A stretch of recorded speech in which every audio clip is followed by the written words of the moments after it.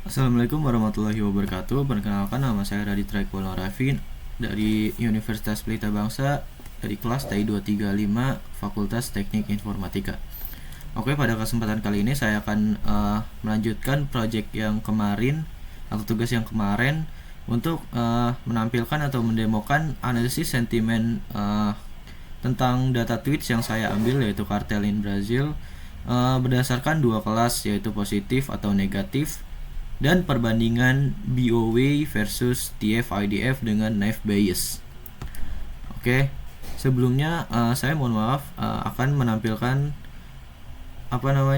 tugas yang pertemuan kemarin terlebih dahulu, karena video yang saya tampilkan kemarin sempat terpotong. Jadi untuk melanjutkan tugas yang kemarin itu melanjutkan program Back of Words, TF-IDF, dan visualisasi grafik. Yang pertama import dulu, seperti kayak Pandas, NumPy, dan Matplotlib. Nah, kemarin saya nyampe sini ya. Selanjutnya upload file CSV dari laptop, yaitu mengupload file hasil yang sudah di clean text-nya.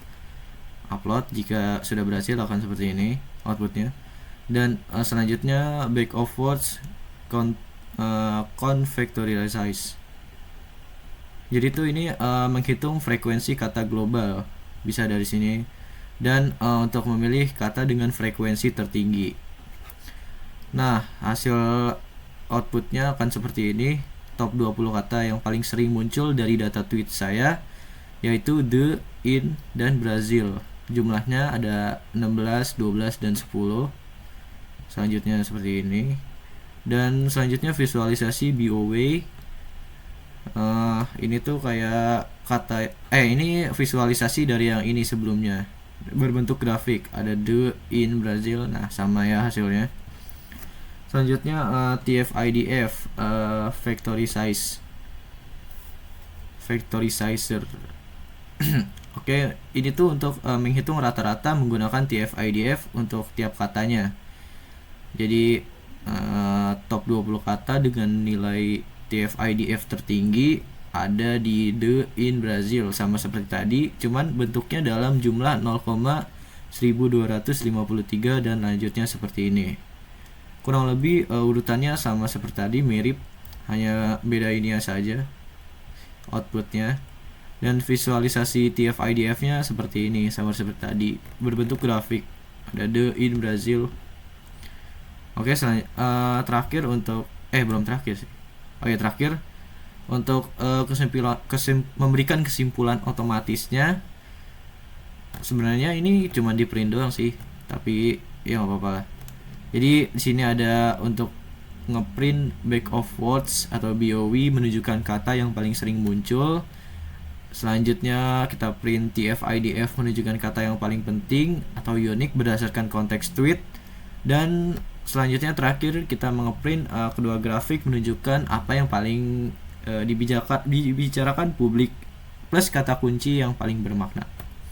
Nah, ini outputnya akan seperti ini, jadi kayak gini. Oke, selanjutnya kita lanjut ke project yang hari ini akan kita bahas, yaitu analisis sentimen kartel in Brazil dari dua kelas positif dan negatif ya tadi.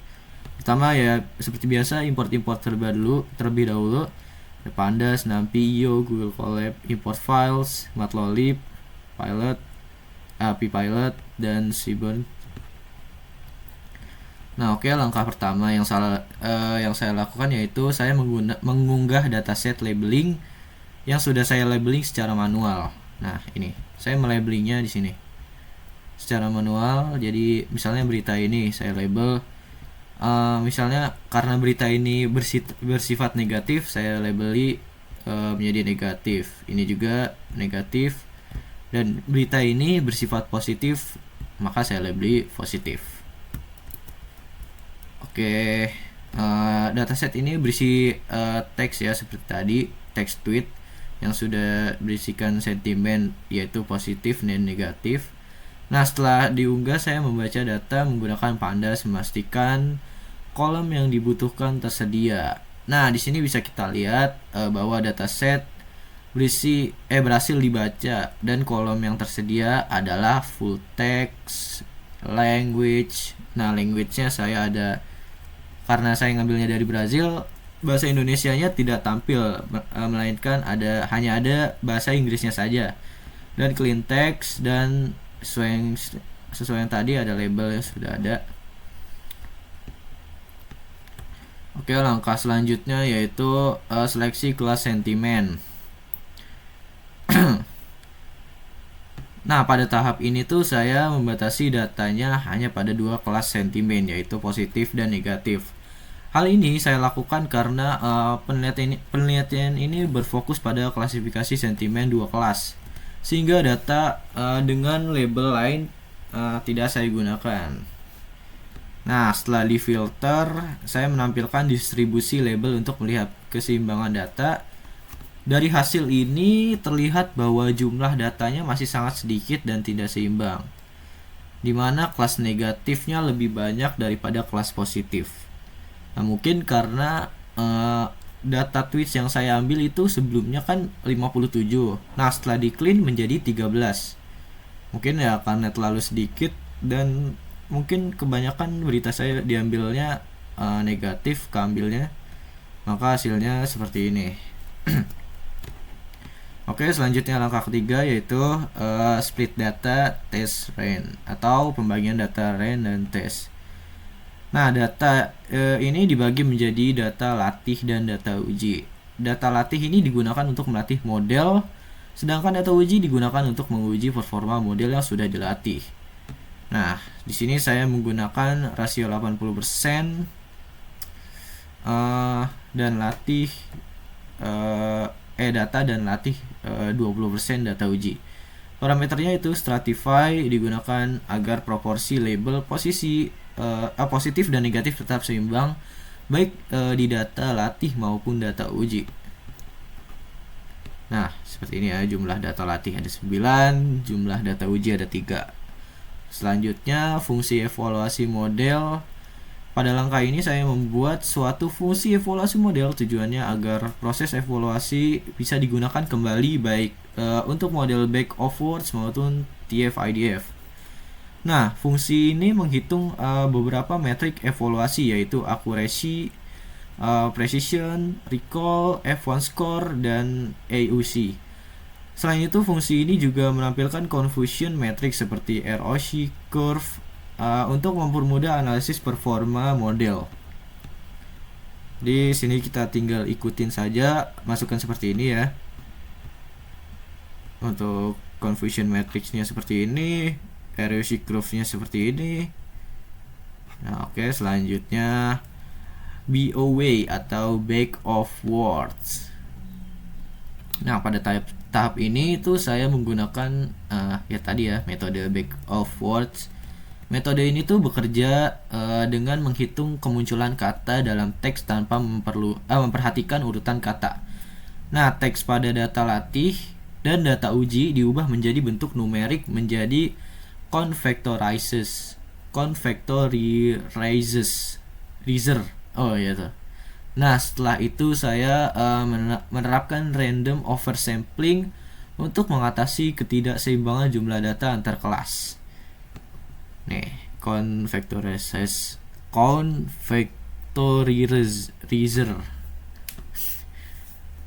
Nah, selanjutnya outputnya maka akan seperti ini. Hasil evaluasi back of words-nya, akurasinya ada di 0,667, precisionnya ada di 0 semua, recall dan F1 score-nya mengikuti precision yaitu 000. Serta classification report-nya ya seperti ini sama. Enggak beda. Kalau yang di sini tuh kayaknya dikurangin jadi 0,67, nih jadi ini recall-nya jadi 1,1, saya 1,0 F1 score-nya. Dan sama akurasi macro FEG, which FEG. Nah, ini label atau bentuk tabelnya ya seperti ini, confusion metric back of words-nya. Ada actual, positif, negatif, 1 dan 2, 0.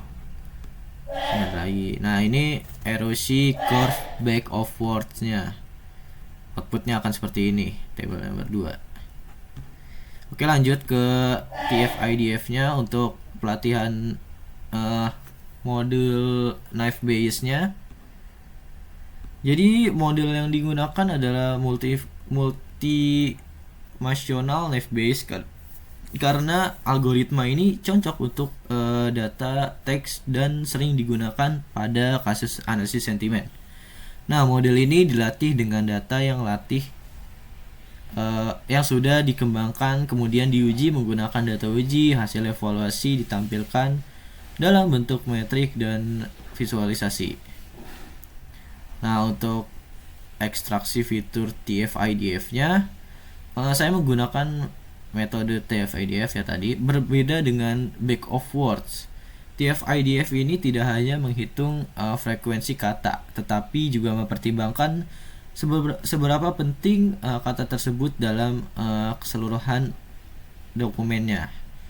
Jadi proses yang dilakukan sama seperti sebelumnya, yaitu transformasi ke teks, penyiimbangan data, dan pelatihan model knife base menggunakan fitur TF-IDF-nya. Nah, hasil output dari evaluasi TF-IDF-nya seperti ini. Menurut saya sih kurang lebihnya sama. Bisa dilihat ini 0,67 dan selanjutnya 0,000 sama ya, bisa dilihat. Nah, ini classification reportnya dan table atau grafiknya mirip sih. Nah, selanjutnya perbandingan hasil.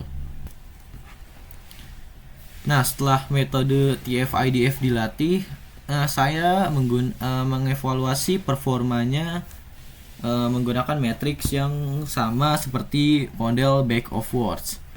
Nah, dari hasil evaluasi terlihat bahwa performa TF-IDF masih belum optimal karena jumlah datanya yang sangat sedikit sehingga model cenderung memprediksi suatu kelas saja. Nah, hasilnya seperti ini. Perbandingan hasil model. Ya, cuman 13 ya, hasilnya akan seperti ini, sedikit saja. Oke, selanjutnya ya perbandingan ini pada tahap akhir saya membandingkan performa antar modelnya back of words. Nah, hasil perbandingan yang ditampilkan dalam bentuk tabel dan grafik batang. Dari grafik tersebut dapat disimpulkan bahwa kedua metode memiliki akurasi yang sama, namun precision, recall, dan F1 score masih rendah karena keterbatasan jumlah dan variasi data, karena jumlahnya hanya 13. Nah, bisa disimpulkan bahwa keseluruhan penelitian ini menunjukkan bahwa metode back of words dan TF-IDF dapat digunakan untuk analisis sentimen menggunakan knife base, namun performa model sangat dipengaruhi oleh jumlah dan keseimbangan data. Dengan dataset yang lebih besar dan beragam, mungkin hasil klasifikasinya diharapkan akan menjadi lebih optimal. Dan mungkin bisa dilihat ya, punya grafik dari data tweet punya saya hanya menampilkan akurasi dan AUC saja. Mungkin ini tuh karena data ya seperti tadi ya, data tweetsnya kurang banyak, hanya 13, jadi precision, recall, dan F1 score tidak tampil di data atau grafik saya dari data tweetsnya. Seperti ini. Ya sudah, segitu saja mungkin penjelasan analisis sentimen positif dan negatif serta perbandingan tadi TF-IDF, dan tadi sebelumnya saya menampilkan video yang terpotong sebelumnya kemarin. Segitu saja dari saya. Mohon maaf bila ada salah kata. Terima kasih. Wassalamualaikum warahmatullahi wabarakatuh.